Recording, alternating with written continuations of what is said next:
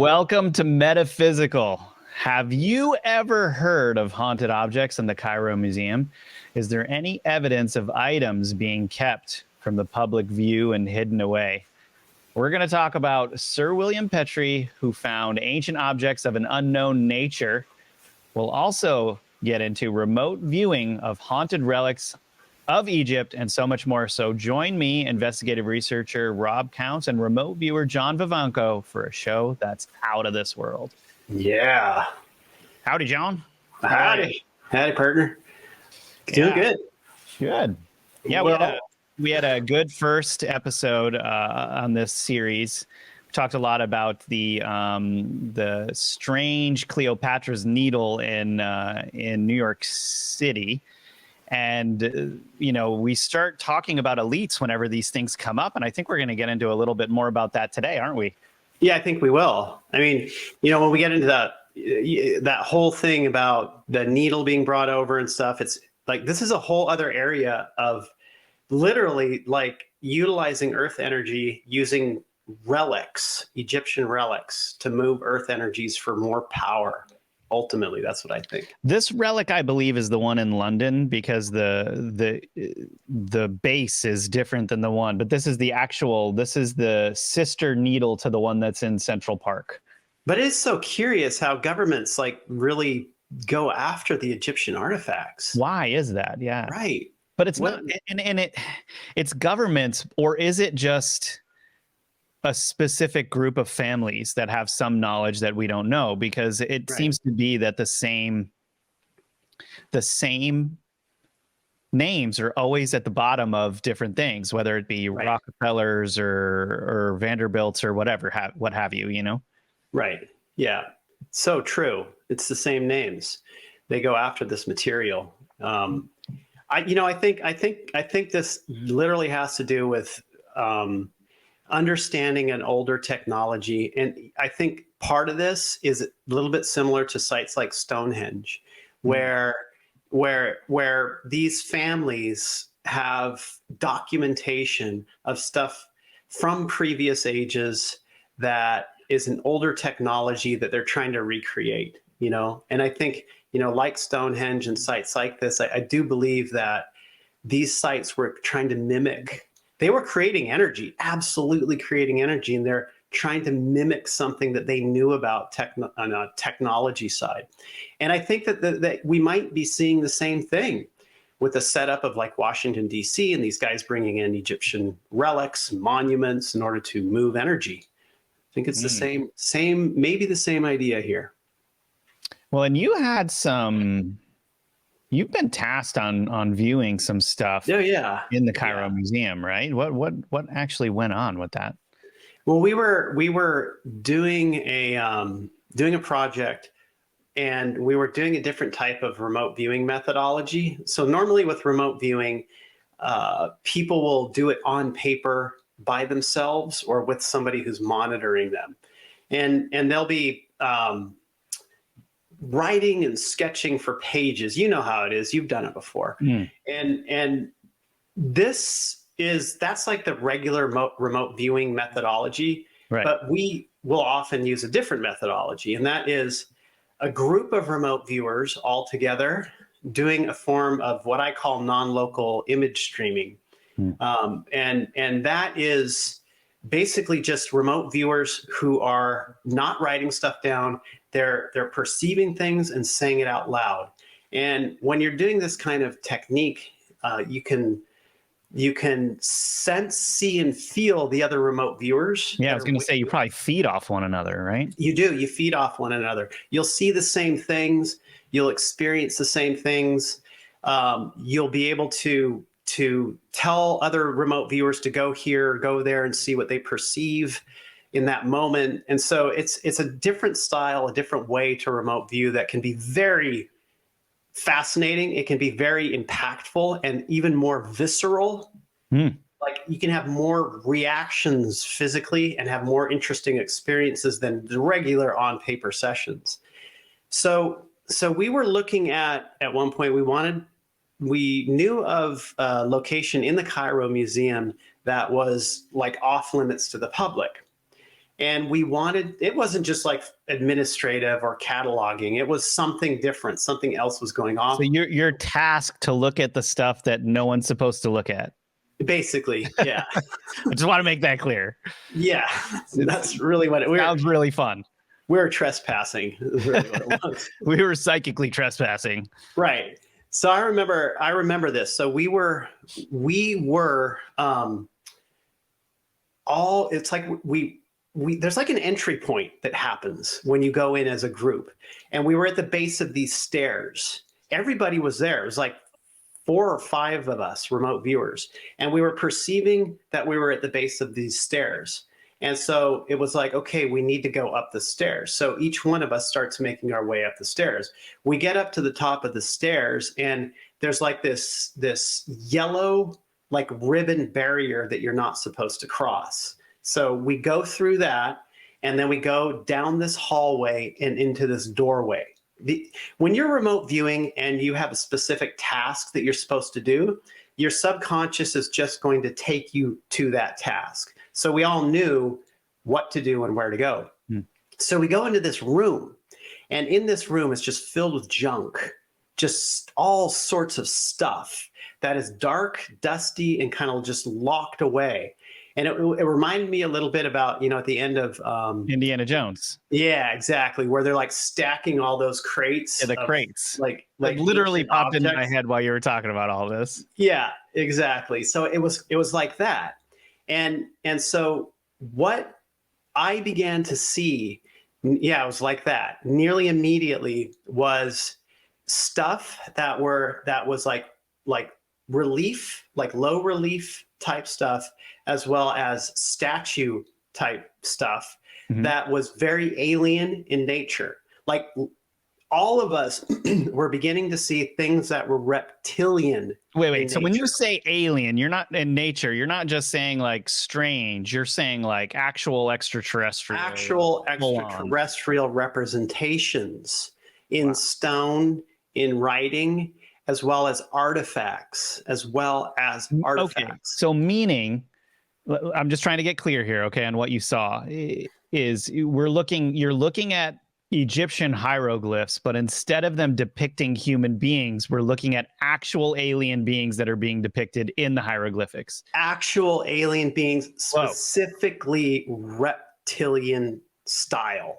No, I mean, we're not talking about like not the grays, like those not weird the grays, little... not like Nordic blondes that are human-like. We're talking about reptile. Weird reptiles, like like 2 arms, 2 legs, 5-star reptilian beings. Exactly. Yeah.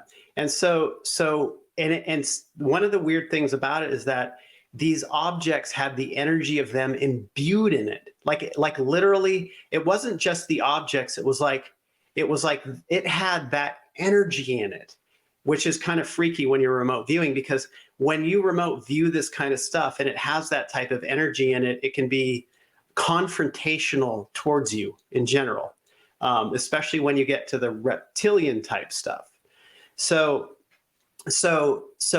we're viewing this stuff, and think about this. Why did ancient Egyptians, as well as other cultures, elongate their heads? I mean, this relates to like this other type of being who they thought was superior in a sense, or godlike in a sense, that they wanted to emulate. And so, or what? Well, I mean, have you ever seen Akhenaten? Oh yeah, Akhenaten. Exactly.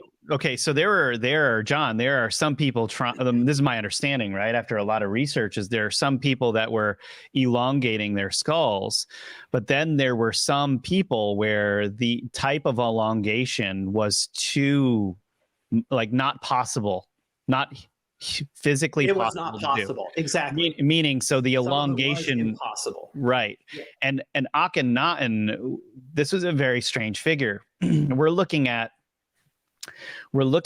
a king that came in and revolutionized the art in Europe. It basically went from being totally normal Egyptian culture and art to a vastly different in a matter of years, with a look that is very, very strange and alien in nature, Right. with an elongated skull, and gave Exactly. birth to a son, Tutankhamun, with also an elongated skull, half human, potentially half alien, if that's what this thing was. Yeah, Right. I believe that throughout culture on this planet, we have had these types of beings come in and become kings, queens, who have ruled over the people in the earlier ages, and that there was more of a general knowledge about it. Literally, there was knowledge about that type of being and other beings in the universe because we were more connected, or that rendition of humans was more connected than this rendition. For whatever reason, right now, there's like a full-on kibosh on that stuff, and Well, it's that's absolutely denied. well, it's denied because of the agendas in science they're pushing to, in my understanding, to control the agendas here, right?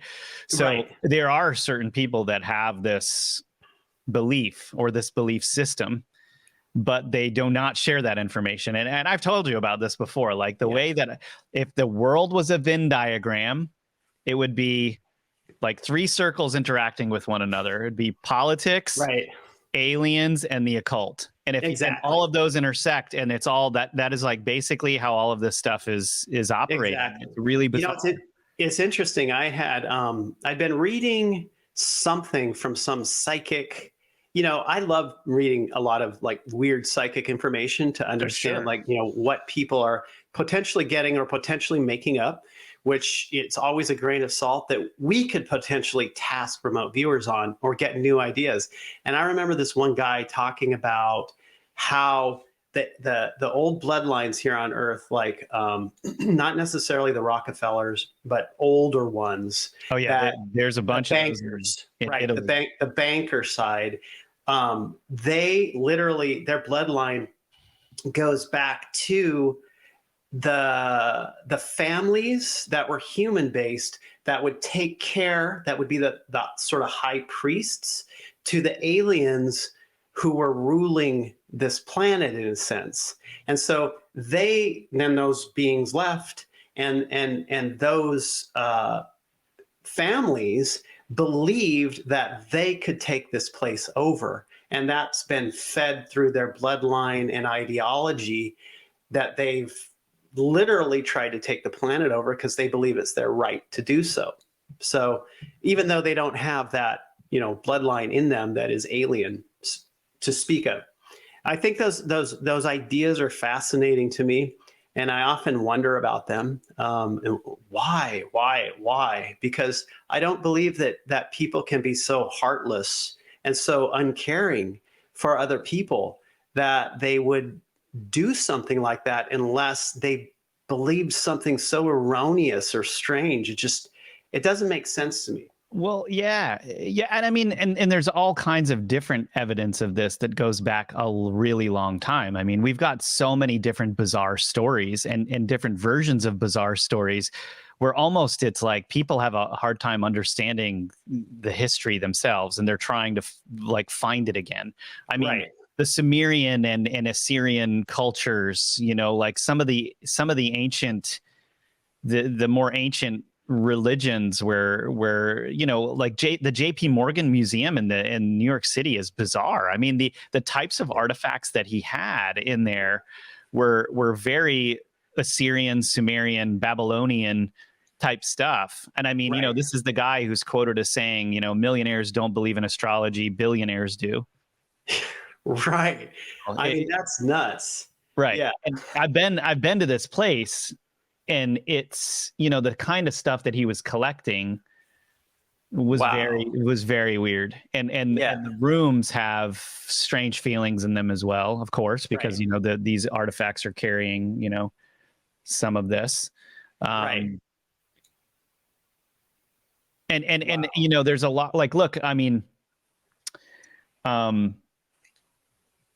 this idea, of the Anunnaki, sort of coming here, and they're the actual the creators of human beings, and the genetic manipulation and all of this stuff, and people out there actually believing this, failing to understand that it is usually the victors that dictate history.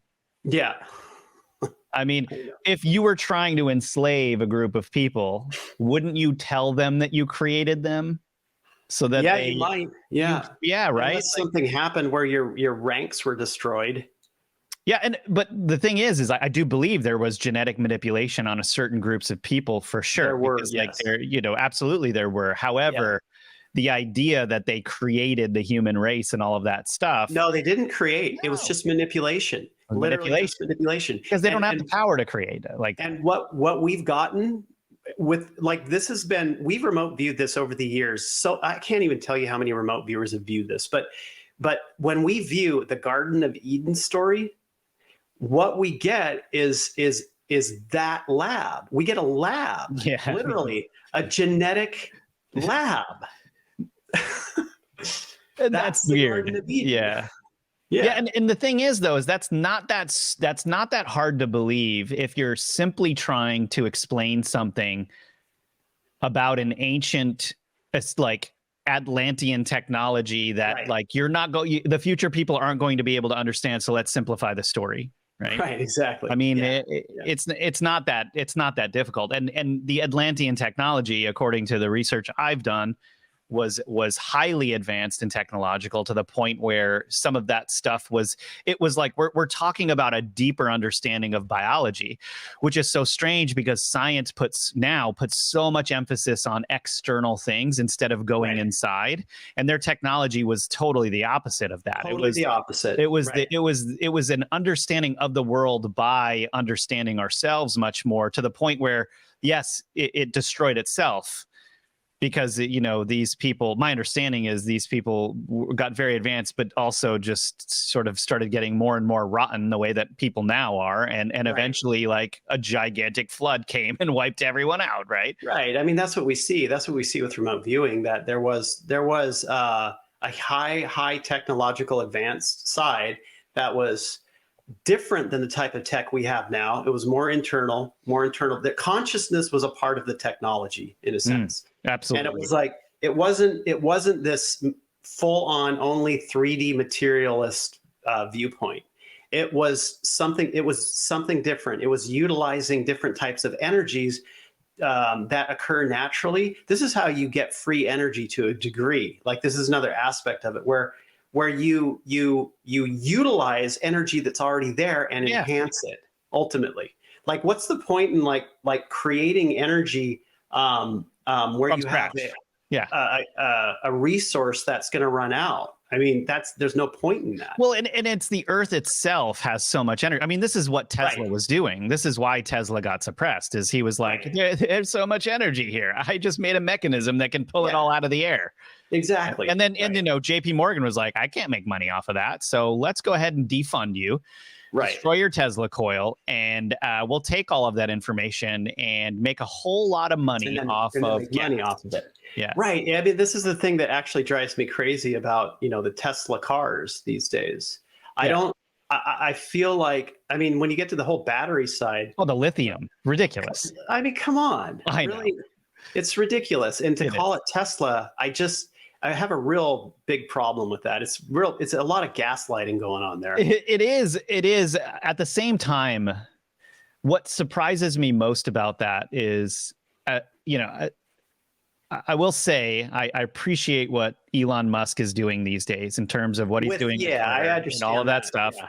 So I just want to say that. However, me too. Yeah. However, I'm sometimes surprised at how smart a guy he is, that he hasn't gone really down that rabbit hole of researching Tesla to the extent that I have been able to in a short period of time. Exactly. Or has he? I mean, that's the thing, is it's like sometimes I feel like these people know things, but they're just not allowed to necessarily talk openly about it. I mean, look, Tesla's technology pulled electricity from around us because the ionosphere and everything around us has electricity in it already. Right. And he actually at the That's time all electrified. he had created cars that could do that, but it was Right, completely exactly. suppressed. Exactly. Yeah. Right, exactly. And okay, so I back to the Cairo Museum. I kind of love though how our conversations just will go in all these different directions. It's kind of what I makes know, it I feel know. fun. We could just keep it going forever. We could. String of thought here. But I mean, and that's like a whole other thing, is that when we get to the whole battery thing, the Tesla, the batteries, and where that lithium is coming from, where the components of the batteries are coming from, you're talking about slaves, basically, people that are paid hardly anything in different countries in Africa To mine lithium. to mine it, right? Yeah. And so, I mean, come on. And then the toxicity of the battery. Now, have you ever? And it's like it's supposed to be good for the Right, it's good for like the climate environment. change, right? Like It's good for the climate. Right? it's just, that whole thing just drives me crazy. Have you ever been in a Tesla?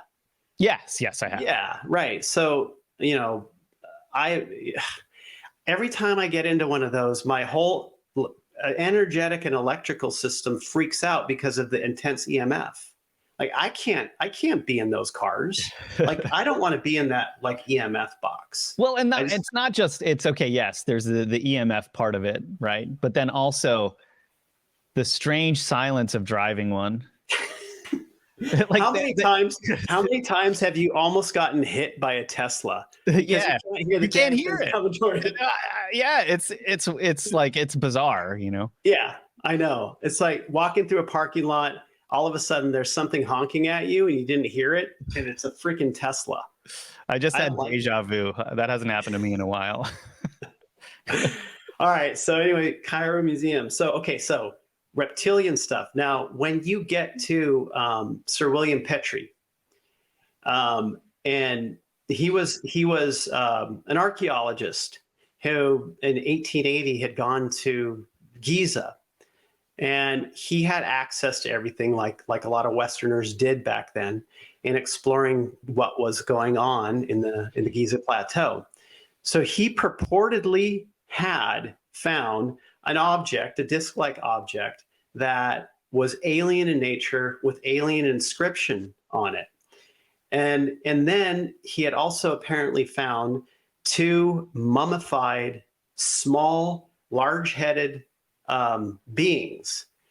And on top of that, hieroglyphs, broken pieces of hieroglyph of UFO type craft, as well as reptilian type beings. And this stuff was supposedly found behind a false bookcase in his house after his death in the 1940s. Oh, what a cool story. Which apparently immediately after that, the Rockefeller Museum, Rockefellers, came in and took those items, literally took those items. So now we did not. Can I just note, though, that I really need this guy's beard when I get older. Like yeah, that's a good beard. This is like, how old is he? He's probably in his 70s here. Looks like it, yeah. This guy looks like the coolest 70-year-old dude I've ever seen in my life. Yeah, he looks real cool. I mean, I don't know. It could be 70s. I think he died in his 70s. Well, good for him. 70s or 80s. So he apparently had this stuff behind a hidden bookcase in his house, right? Confiscated by the Rockefeller Museum, and then just shut away. So I think museums are fronts to move strange artifacts into basically holding or dumping at the bottom of the ocean. You know what I mean? Like just get rid of the stuff, either bury it, stick it in the vault that's, forever locked in Antarctica, or drop it so it sinks to the bottom of the ocean. But why? Do you know why they do that? I have my theories. I'm curious to know why. Why do you think they do that? For a few, well, first of all, anything that's valuable, they want to take for themselves. There's that. But how big of a black market is there for alien artifacts? Like, it's got to be a pretty small black market. Mostly, though, because of the environment that they've created where people won't believe it's real, or there'll be people that debunk it to say it's fake, even though it is real. Because Right. how could it be true? It's I like the think giant stuff, the giant bones found in the mounds across America. perfect example. And like, Yeah. why was the Smithsonian Institution so pivotal in hiding all of this stuff in Ohio and other areas in the Right. Midwest? Because I think these institutions, these museums are literally fronts for capturing that stuff. They're the filter point. Yeah, but why? Why? Why? I think it's because, I mean, think about it. What are the ramifications of giant bones being real? It destroys the entire scientific paradigm that everyone is operating by. And Yeah. all of a sudden, overnight, people believe again in something that's outside of science. Yeah. Overnight, Exactly. the ancient stories that people have been telling for hundreds of thousands of years come back full force, and humans Exactly. have to realize what's happened to them and the fact that they've been this fooled by something that's so surface. Right. It's Right. so much easier to just believe in the current paradigm than it is to believe in something outside of that. And Yeah. it isn't, aren't we easier to control if we don't know about these things? If we Oh, only yeah. think a certain amount of things exist. Absolutely. Yeah, if we're not aware of ancient culture that's beyond our current understanding, we personally are stuck in the same place and can't make progress to break out of it. And isn't that convenient for someone who's controlling things? Yeah, exactly. Yeah, I'm in total agreement on that explanation. I mean, that's the only thing that makes sense. Really, the only Yeah, thing. and you know, Lindsay, you can pull this photo up of Darwin here.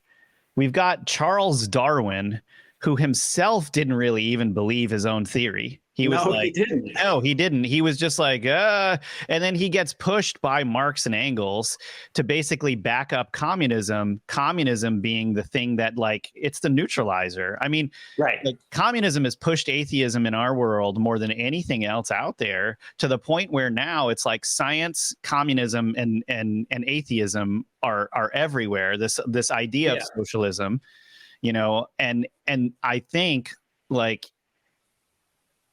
no, I mean, no one who's really given it a shot has come to understand why there aren't animals in transition between these different phases. And they always say, well, it's because it takes millions of years and all of that stuff. But they're actually different species of animals. Right. I mean, that's what Right. we're looking at here. Yeah. Now, each being can have a developmental process whereby there are certain changes that can happen, but evolution, as it is being explained here, is another thing entirely. It is. Yeah. And humans, like, the fact that, like, look, again, these artifacts being hidden. So let's say the artifacts were out into the open and people actually did legitimate research on it and find that the artifacts that show human beings on it are millions of years old. It changes the entire history of humans. It changes humans the entire history. Yeah, the entire history. And humans are millions of years old. I mean, the Ica stones alone show humans riding dinosaurs. And you know, there's like large giant humans riding dinosaurs full on. So now we've got giants and humans, like giant humans riding dinosaurs. There it is, right there. This guy's like smoking a pipe, hanging out on a triceratops. That's awesome. Right. And then like, somebody has the nerve to say that this was some guy with dental tools who created all of these stones in Peru. Like, how would you even do that? These are like think about the amount of time that would take. Like, you'd have had to create like 34,000 of these a year in order to get the amount of it, or whatever it is. I mean, it's ridiculous. You know, here's another one of a giant riding a friggin' pterodactyl. Right. Yeah. Yeah. I mean, you know, when we get to the giants, I think it was in during the Depression era in the United States, the Smithsonian, they literally put out classified ads throughout all the newspapers in the United States to give men jobs to help them dig up the mounds across America for the Smithsonian. So what the Smithsonian did was they employed these people to dig them up, and they took the bones so they can get rid of the evidence. Now the Smithsonian completely denies. Look at this stone. This is like, there's electronics. There's a light over a person on a bed. They're doing some type of autopsy on someone wearing some strange, you know, cultural Yeah, I mean, I don't know what technology this is, but this is like these are the Ica stones. I mean, look into them, you guys at home, if you haven't already. Edge of Wonder has done a bunch of stuff on the Ica stones because they're so strange. But Yeah. it's, why is no one taking this stuff seriously? It's because it changes the history of humans. Exactly. It changes the history. When we looked into origination point of the giants that used to be here, it was the same thing as humans. Yes. Our rendition right now, where they were genetically modified by some other outside universe beings, creatures, aliens. There's heavy involvement in our lives in the human race and other races that have been here by aliens, and throughout old history on Earth, it's like you get these periods of time where there's big interaction, then there's no interaction over and over. And for whatever reason, right now we are literally like under the covers and not able to see. They won't. It's crazy. Yeah, and literally the amount of gaslighting that you have to produce on a society is really interesting, to the point that, okay, so like the giant thing, the gaslighting on the giant thing has mostly been taken care of. So they don't necessarily have to do it anymore. All you have to do it for is a generation or two, right? Yes. If you can gaslight a generation or two on something that you don't want to exist, then after that, you're fine. You're totally fine. They don't need to gaslight anymore on it, because you bring up giants and people just, oh yeah. Yeah, propaganda 101 right there. Exactly. It's propaganda 101. When we get to UFOs, like, too many people are seeing them. And so that fight is going on right now. There are no aliens. There are no UFOs. So that fight's going on for the minds of people. And you can see this. Well, you can see it with a lot of stuff right now, how they're trying to go after the earlier, younger generations. Oh, yeah. to gaslight them on certain issues, so that the next generations down the road will believe those things. It's a really messed up situation. Oh, it is. And they've got it down to a science. Yeah, they've got it down. I mean, they like going back like early 1900s with communism and all of that. I mean, Right. you just look at the quotes of Lenin and guys like that. And yeah. they were very aware of what to do to children in order to get an agenda pushed. I mean, exactly. Right. So, I guess back to the Cairo Museum. Well, okay, wait. The thing we really need to talk about here, sort of the reptilian in the room, if you will. Oh, right. What the heck, man? So, like, okay, when we talk about Akhenaten, we've got strange elongated skull beings, which resemble more of the Greys here, but you're talking about a different species of potential alien being that has been highly conspiratorial talked about. And now we've got, like, you're seeing evidence of this on hieroglyphics that are basically like undercover. No one's looking at these things. Right. We're not talking about Greys. We're talking about a different race. In fact, when we look at places like the moon, because there are, believe it or not, there are tons of alien bases on our moon. Well, it's not our moon, but it's the moon. Why were these people out of shape? I know. I was looking at that belly or something. So when we look at some of these things, like, what we have are tiers of beings, and the ones that are in control are more reptile looking. So the Greys, the shape of the Grey with the big head and the big almond eyes is pretty much like a ubiquitous kind of shape. A lot of different beings look like that, but they can be totally different races. They even use that as this sort of biological bot type thing that they can use and control. We've talked about that. Right, exactly. But in our AI episode, right, yeah. But the reptile, the reptilian, is more of this controller, pretty powerful being, more of a controller. So we're seeing that kind of stuff in Egyptian artifacts that's squirreled away somewhere.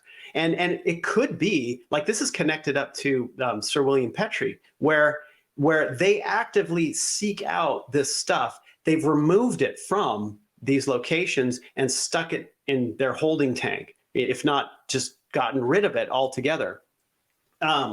So when we were remote viewing this, there were other things there as well. And so I happen, like, after I'm like looking at this kind of stuff, feeling around, I head off to look at other things, and I come across this thing that's like octagonal shape, and it's got this sort of like jewel kind of thing in the middle, and it's very shiny, and it's emanating a lot of energy. So I go up to it and I start to, like, psychically touch it and try and figure out what it is, and immediately this thing comes out of it. And as I'm sitting there remote viewing, I get this cold thing. Now, if you've ever dealt with ghosts and whatnot, Yeah, yeah. they can produce very cold areas. This cold thing goes up my nose, like I'm physically sitting there, and this cold thing goes up my nose, and it's feminine in nature, and it's literally trying to get into me. And so And you sneezed, and everything was fine. it didn't work. I tried. Yeah. I mean, and then it started to harass the other viewers in the location that we were viewing at. And this being was female. It was like related to some magical item that I had come across while remote viewing, these alien artifacts. And it was ancient Egyptian. It was female. It was imbued into this object. And for about a week, this thing harassed me. No matter what, it was doing it all day, but it was feeling like it was happy to harass me. I mean, it was like it was almost trying to be sexual with me, which was very, very bizarre. And every time it would come at me, it would go up my nose, and you'd feel this cold burning going up your nose. And it did it to these. What is it? What are you showing? What is that? She said that's from Flubber. That's from Flubber. So we're talking about a truly, it was some type of magical item, haunted magical item, but we couldn't dig into it any more than what we've done, because oftentimes when you remote view these things, you have that energy or the being that's associated with it come after you to stop you from doing it. You find that a lot with, alien and reptilian type stuff as well. So, I mean, I think the good question on everyone's mind really is, do reptilians exist? I mean, there's like weird evidence of this in different cultures too, mind you. Like, I've done tons of research looking at different cultures and their view. Like, there seem to be certain types of, like the Naga, right? The Naga island, which I actually don't think are. No, they're not. They're not reptilian. Yeah, that's something different. Like actually, different. Bodhisattva Nagarjuna in China, right? And the god that actually created the Chinese people, according to their culture, was a sort of serpent being. Right. But human like / god / I don't know. Well, what was Quetzalcoatl? Quetzalcoatl was the winged serpent. Oh man, I was doing some have you been watching Ancient Apocalypse yet on Netflix? No, I haven't yet. You should. Okay. Because he goes into, Quetzalcoatl is one of these these beings that like keep coming up over and over again, and like there's different Quetzalcoatl is someone we really started looking into when we started researching vampires. Right. And like all of that stuff went straight into him, and we were like, why is going on here? That's really strange. But then the version of him that Graham Hancock is talking about it's very different. Actually, it was interesting. It's different. I mean, when we've remote viewed the whole Quetzalcoatl thing, it never came across as anything being dark or vampiric.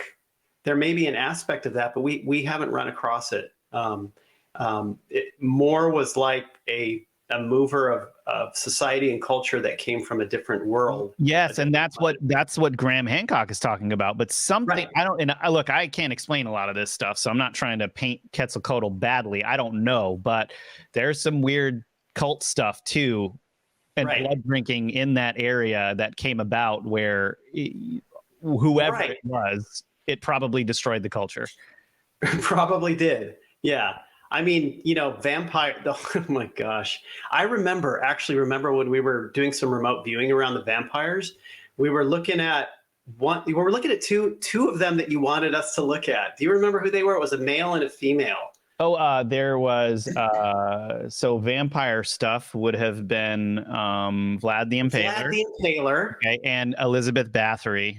and Elizabeth. Okay, Bathory, the most prolific serial killer of all time, right? exactly. Yeah. You know what was so weird when we were remote viewing that is that psychically, all the females when they were viewing Vlad the Impaler were literally like, oh my God, he's so hot.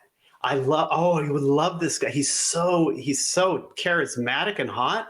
Oh, he wants to interact with me. I can see how women would look at that mustache. How can you resist? He literally has an underbite that goes past his gigantic nose, and all I can think about is hotness here. It's terrible. It's so terrible. But now then when the guys viewed Elizabeth Bathory, it was the same thing. Yeah. Where she was drawing them in, right? Yes. In this temptress way. Well, and that was what everyone said about Elizabeth Bathory is that, and like, it doesn't look like it here because people back then painted so terribly, but she was apparently like an extremely, like the most beautiful woman in the area that anyone had ever seen. And, come to find out she's hanging, virgins. Right. And then bathing in their blood, and she claims that it's making her. I mean, look at that forehead. Of course she's beautiful. You could literally write a novel on that thing. Yeah. Oh man. So you were in your research getting these guys connected into Quetzalcoatl as some kind of cult. Well, somehow it was going back to that. However, right. Let's just put them into their own category here, where we've got some strange.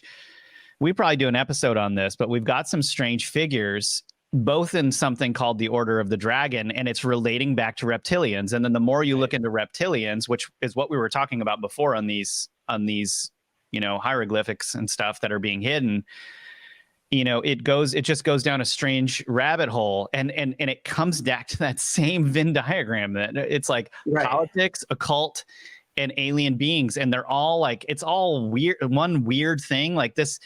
Like, it's almost like there have been different periods where alien technology was ruling. There are some periods where it was not a cult, or like maybe deeper bio technology that we didn't understand, that was more based on what we would call magic.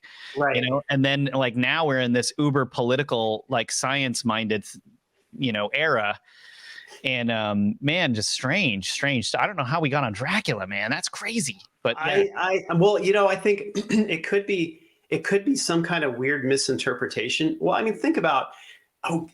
Okay. So here's something. So I knew this guy that would interview whistleblowers, and there was this one supposed whistleblowers. You never know with these guys. I know. This one guy who I probably told you this before. I know I've spoken about it. This one whistleblower that actually didn't want to be public, that was just giving my friend information, said that pigs were created as a crossbreed between humans and boars, so that reptilians had something to eat when they didn't have any humans around, right? So, and that's why they're considered unclean. Pigs are considered unclean, and certain cultures won't eat them. Right. And then that's also why pigs, like, you can replace my skin with pig skin and it'll just grow into it. You can get a pig's heart and it will function properly. That's the only animal. And even firemen say, well, when people are burning, they smell like bacon. What's interesting is what Chinese culture says about pigs is really interesting. Apparently in Chinese culture, if you do something really bad in your life, you'll be reincarnated into a pig. Now, wait, and this could be, at least according to their culture, the reason why pigs are so close to humans is because you will get reincarnated into a pig after being a human and doing really bad things, really dirty deeds. In other words, you will turn into reptilian food. Okay, maybe, yes. Now, the strange thing karmically about a pig in Chinese culture is that apparently, if you're a pig, your karmic payback is optimized. And what does that mean? It means that if you're a pig and you get killed, and eaten, you feel every single thing up until every part of you is consumed. And every part of the pig. Yeah. So like you feel the cooking, you feel the consuming up until the entire thing is done, and you pay all of that karma back so that you can actually survive to reincarnate back into a human and hopefully have another shot. And so you're basically taking on the most immense suffering. You're being in a hell realm until every last part of you is eaten. Oh my God. It's rough, and you can feel yourself getting cooked, like the that's chopped horrible. up. It's terrible. But if we're talking about murderers and like the worst dregs of humanity here, and that's the only way to save them from complete annihilation. I mean, it's not so bad. I mean, I don't know. I don't make the rules. Dude, I didn't know that. I had never heard that. I mean, if it's true or not, I don't know. But like I tend to believe. I don't know.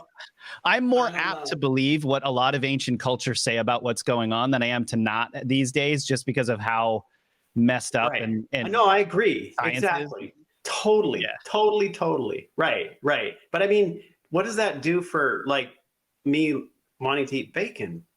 I mean, absolutely nothing. I did not say that. Helping them? Am I helping them karmically? Yeah, actually, John, yes, you're helping them. Enjoy bacon. So by eating bacon, you are helping. I think we need to separate our dining food life and karmic payback here. Oh my gosh, man, that's just terrible. And with that, this ends this episode of Metaphysical. Hope you enjoyed your time. Eat your bacon. And the take home from this show is have your bacon and eat it too. Well, you guys helping others, seriously. Yeah, thank you guys for being with us here today. We talked about a lot of rad stuff on today's episode. If you loved this content, please leave a comment below. Share with us what you think. We want to hear that. And we also want to hear what you guys want us to talk about on our next show. So leave a comment below and we'll put it into the queue and we'll get to it eventually. And John, did you have anything to add before we take off here, before we sign off? No, just eat your bacon. Eat your bacon. Yes, and as we always say, or just recently started saying on this show, is be vigilant and stay curious. There you go. And eat your bacon. And eat your bacon. See you guys.